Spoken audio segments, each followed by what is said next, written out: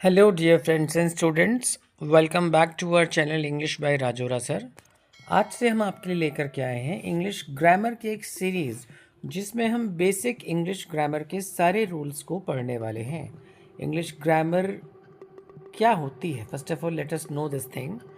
English grammar is a set of rules that helps us make complete sentences, correct sentences, अपने वाक्य बनाकर सही तरीके से अपने विचारों को हम प्रस्तुत कर सकते हैं किसी भी भाषा के व्याकरण के द्वारा, इंग्लिश के ग्रामर के द्वारा।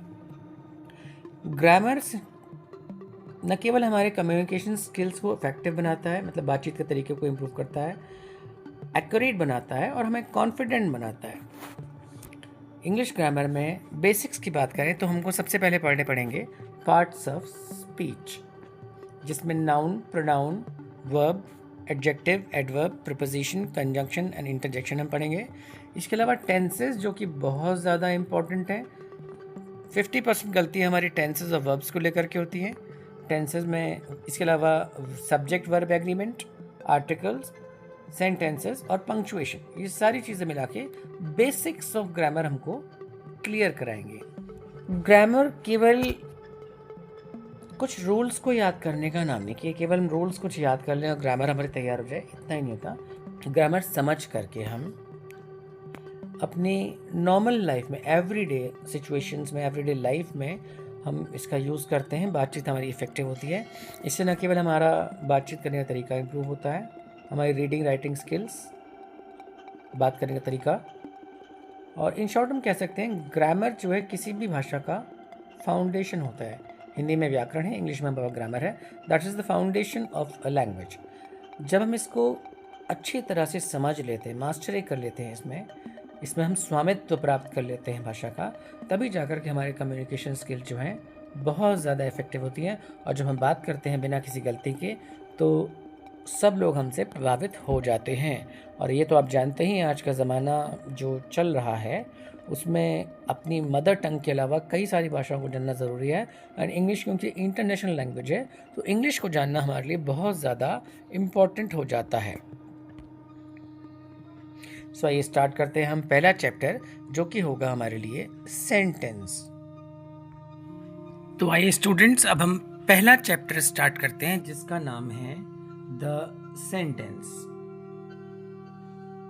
सेंटेंस को हिंदी में कहते हैं वाक्य, और हिंदी डेफिनेशन तो मोस्टली हम लोग जानते हैं कि शब्दों के सार्थक समूह को हम वाक्य कहते हैं। The definition in English is also the same. English में भी डेफिनेशन की हमारे पास बिल्कुल सेम रहती है। A group of words, like this हटा देते हैं इसमें से। A group of words which make complete sense is called a sentence. यानी कि शब्दों का, यानी वर्ड्स का एक ग्रुप जिसका एक अर्थ निकलता है, उसको हम कहते हैं sentence. For example, little Jack Horner set in a corner.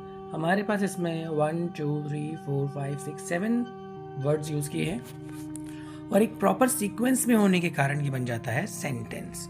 दूसरा जो टॉपिक हम सेंटेंस में पढ़ेंगे वो है काइंड्स ऑफ सेंटेंसेस। सेंटेंसेस कितने प्रकार के होते हैं? Basically there are 4 kinds of sentences.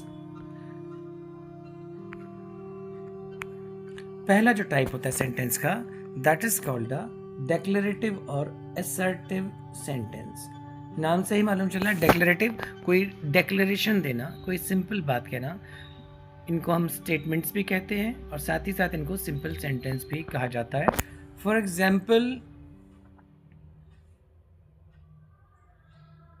हमटी Dumpty set on a wall. बहुत साधारण सा उदाहरण हम ले रहे हैं।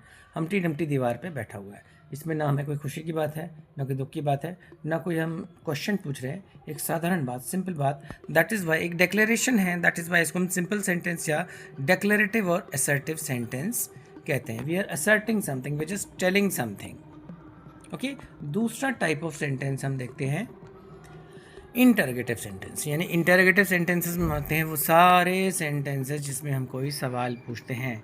क्वेश्चंस जितने भी हैं दुनिया भर के, वो सारे आपके इंटरोगेटिव सेंटेंसेस के अंतर्गत आ जाते हैं। For example, where do you live? आप कहाँ रहते हैं? What is your name?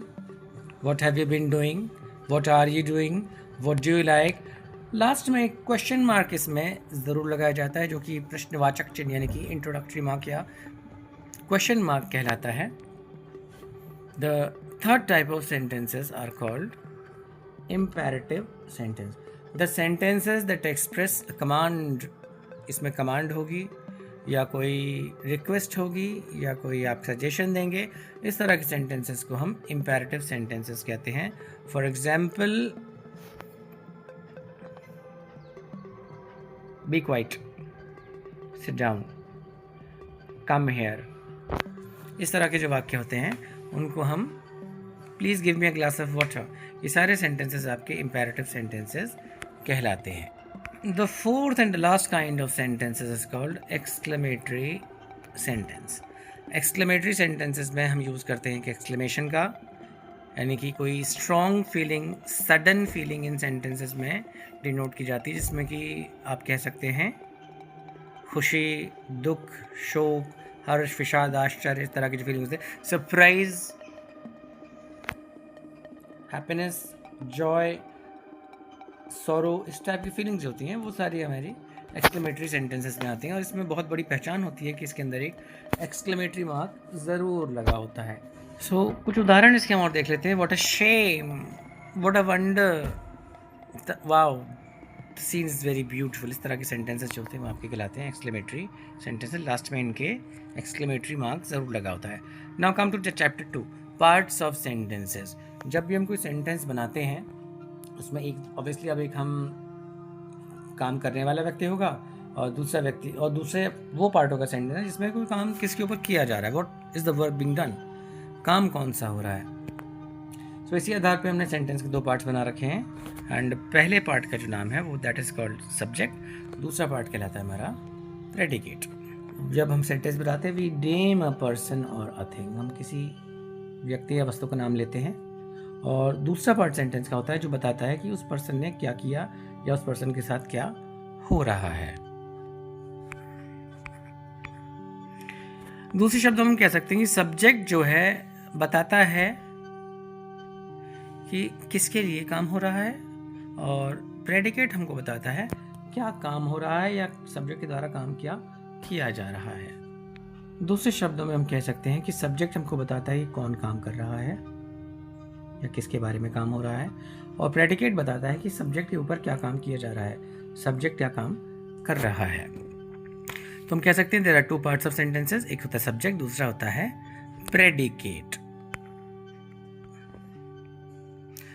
Normally sentence का सब्जेक्ट जो है स्टार्टिंग में यूज किया जाता है।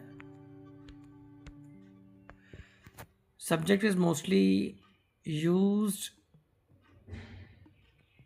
बिफोर द प्रेडिकेट, कभी कभी इसका इस्तेमाल प्रेडिकेट के बाद भी हो जाता है। For example here comes the bus, यहाँ प्रेडिकेट का सब्जेक्ट का इस्तेमाल जो है बाद में किया है, बस बाद में लगाया गया है। Sweet are the users of adversity, adversity is the subject and इसका यूज़ यहाँ बाद में किया जा रहा है।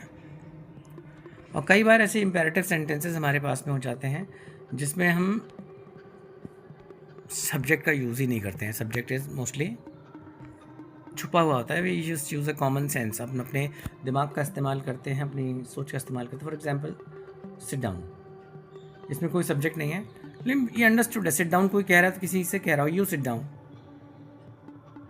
थैंक हिम, उसको शुक्रिया अदा करो, थैंक हिम, उसको किसी न किसी को किया जा रहा हो शुक्रिया अदा, तो थैंक हिम, ये भी एक ऐसा सेंटेंस है, इम्पेरेटिव सेंटेंस है जिसमें सब्जेक्ट का यूज़ नहीं किया गया। तो ये देखा हमने, ये तो स्टूडेंट्स ने देखा कि किस प्रकार से हम सेंटेंस की काइंड्स को पढ़ सकते हैं और कितने हमारे पास में सब्जेक्ट सेंटेंस के पार्ट्स होते हैं। There are basically two parts of sentences, एक बार रिवाइज कर लेते हैं। Subject and predicate. Subject is the hero of the sentence, predicate उस हीरो के बारे में बताता है कि हीरो कर क्या रहा है, हीरो के साथ क्या किया जा रहा है। Similarly there are four kinds of sentences. पहला होता है स्टेटमेंट, असर्टिव, डिक्लेरेटिव सेंटेंस। दूसरा होता है इंटरोगेटिव सेंटेंस। तीसरा होता है एक्सक्लेमेटरी सेंटेंस। चौथा होता है imperative sentence. There are four kinds of sentences and there are two parts of a sentence. अब ये एक्सरसाइज करना हमारे लिए बहुत ज़्यादा ज़रूरी है। Grammar is just like mathematics, एक बिल्कुल मैथ्स की तरह होती है। जितनी ज़्यादा प्रैक्टिस करोगे उतना ज़्यादा आपको ये क्लैरिटी इसमें आती चली जाएगी। सो एक्सरसाइज भी हमको करनी चाहिए definitely. The set of exercises जिसमें in the following sentences separate the subject and predicate. बहुत सिंपल एक्सरसाइज है, इसमें आपको सब्जेक्ट एंड प्रेडिकेट्स जो हैं छांटने हैं। आप उनको सेलेक्ट करिए, अपनी कॉपी में इसको नोट करिए, सेलेक्ट करिए and do comment and write down the answers. आप कमेंट बॉक्स में अपने आंसर्स को यहाँ पे मेरे पास शेयर कर सकते हैं, मैं इनको चेक करूँगा अगर मुझे टाइम मिलता है तो। डेफिनेटली बहुत सारे सेंटेंसेस हैं, तो आप लोग करिए एंड कीप प्रैक्टिसिंग। प्रैक्टिस करिए, सेंटेंसेस देखिए, स्क्रीनशॉट ले लीजिएगा अपनी वीडियो का and you can write it down in your copies, या पॉज करके भी आप लिख सकते हैं इनको। तो इस तरह से आज हम देखा सेंटेंस और उसके पार्ट्स क्या होते हैं, kinds and parts of sentence. अब मिलते हैं आपसे अगले वीडियो में जिसमें हम दूसरा टॉपिक इसका कवर करेंगे एंड तब तक के लिए take care and have good fun in studies. अच्छी तरह पढ़िए, मन लगा के पढ़िए। स्टार्टिंग है तो शायद हो सकता है मज़ा आपको ना आया हो, लेकिन धीरे धीरे से हम आगे बढ़ेंगे, आपको और ज़्यादा इंटरेस्टिंग टॉपिक्स मिलते चले जाएंगे जिनको करने में आपको मज़ा भी आएगा। So thank you student, thank you very much for watching. Do like and subscribe my channel ताकि आपके साथ में और ज़्यादा हम नए नए वीडियोज़ लेकर के आ सकें।